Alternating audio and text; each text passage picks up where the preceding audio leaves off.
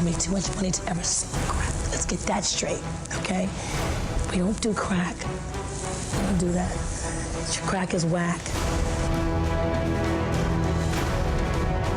Saddam Hussein has gone to elaborate lengths, spent enormous sums, taken great risks to build and keep weapons of mass destruction. I did not have sexual relations with that woman, Miss Lewinsky.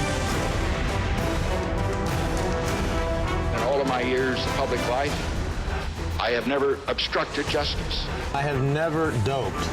I can say it again, but I've said it for 7 years. It doesn't help. But the fact of the matter is I haven't. Well, I'm not a crook. I've earned everything I've got. Please welcome our pastor and life coach, Randy Morrison. Verse 10, 2 men went up to the temple, Jesus said, to pray. One a Pharisee and the other the tax collector. The two went up to do what? To pray. Who they were praying to? See, I know when you're praying, you're not praying to yourself, you're praying to God, right? You're supposed to be. And when you're praying to God, you want to know more what is on his mind than telling him what is on your mind. Because many times we so obsessed with selves, we go to God and we pray to God like this: God, I have a problem. God, my husband. God, my wife. God, my children. God, my job. God, my neighborhood. God, racism in America. God. I never want to look and say, wait a minute, maybe the problem is. This man did not think he had a problem. They went to pray. One of the Pharisees, the other the tax collector. The Pharisee stood and prayed, thus, look at this, with himself. I thought he went to pray to God. He thought he was doing God a favor by praying. God, I just want you to know, I just want to stop in and let you know, I'm doing all right. Things are great. Money's coming in. Let's get a new house. Let's get businesses growing good. Look at my portfolio. Could you see God looking at it and go, we make it about himself. So he said, he prayed thus with himself, God. He didn't even say Lord. See, when you are calling the creator of this universe God, you have no relationship. Because if you read in Genesis, Satan did not say the Lord, he said God. Because if he is Lord, that means he has some kind of say. I believe in God. Well, so do the devil. God doesn't want you to believe just in him because he's God, he exists. Great. You know, it's great to believe that God exists. But he wants more than you just acknowledging his existence. He wants a relationship with you. But this man was not interested in a relationship with God. He just wanted to let God know he's better than his other creations. I thank you, he says, that look at this.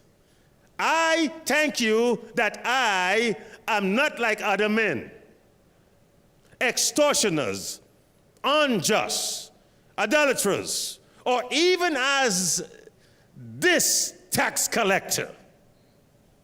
I fast twice a week. I give tithes of all that I possess. So here he's bragging about himself. Notice he was praying to himself. See, when you have a get-together with people who talk about themselves, they don't really want you in the room. They just want you to hear what they have to say. And I saw many of you have run into people, they're always talking about themselves. They never stop and ask you, well, how are you doing? You meet them, hey man, how are you doing? Oh man, I'm doing great, man. Things, I'm so busy, man. This is going in my life. This happened in my life. That's happening in my life. Hey, have a good day. Never stop and say, how is your family? How are you doing? I purpose in my heart, when I'm having conversation with other people, I want to first ask them, how are you doing? See, we got to learn to give other people an opportunity to be able to express what's on their hearts.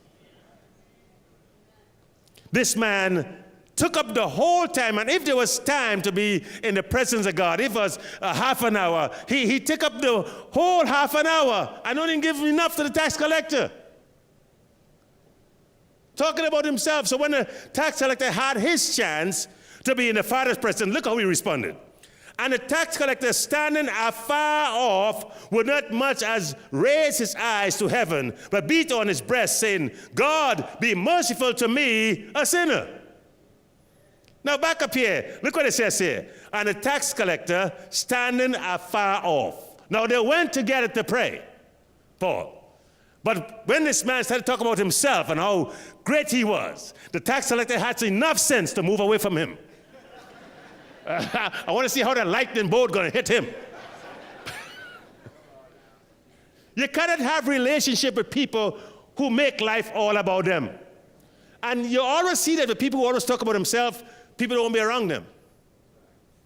The moment you see them, you don't want to engage them in conversation because you know for the next few minutes they're going to talk about themselves. I'm working on it, brother. Do you see why we have problems? It's because we make life about us. Life is not just about you. Preach it, Pastor Randy Morrison. He says, have mercy on me, a sinner. He realized, I am coming here for mercy. I'm coming here for grace, not so I can brag and talk about all the stuff I've accomplished. Jesus said, I tell you, this man, which one? The one who said, have mercy on me, a sinner. It says, went down to his house, justified rather than the other, for everyone who exalts himself will be humbled. You see, the video I showed you, many of those people was what? Humbled. Why? Because they stood before the media, they stood before the world and said, I have done nothing wrong. Armstrong himself, when they started to probe into his life about doping, in writing, he said, he even tried to sue some of those people who said he was doing it. I have discovered something in my short time on this human planet. That any time you become defensive when somebody confronts you about something, you did it. Because if you didn't do it, why are you defensive? Huh? It was David who committed adultery with Bathsheba, and when the prophet Naaman confronted him about it and told him a story of a rich man and a poor man, and how the rich man took the poor man little lamb and served it to his friends, David got very angry and said, something must be done with this man. And the prophet pointed his finger and says, you are the man. We get so defensive when we are confronted with truth. And we find here that how Jesus said that the man went away. He was exalted. Why? Because he humbled himself. So when we exalt ourselves, we will be humble. When we humble ourselves, we will be exalted. God is not against you being exalted. It's how you go about doing it. Do you step on people to get there? Do you lie on the application of the job to get it? Sometimes people want me to fill out a resume for them. Don't ask me to fill out a resume for you, because I'm not going to lie. Is this person truthful? If I don't know, I say, I'll put a big, I don't know. I see you only once a week. I don't know what you do out there. If I don't really know you, how could I fill out a resume for you if I don't really know you and tell the truth? Because if I don't tell the truth about you on that resume, when you get a job and you act out on a job, they said, yeah, that preacher don't speak the word church. So they'll put me in the same basket with you.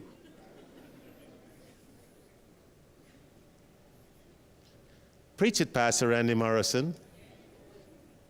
Many times, self-importance keeps us from being connected to God. This man was not connected to God. He was only connected with himself. He had no connection with his fellow man because he made life all about him.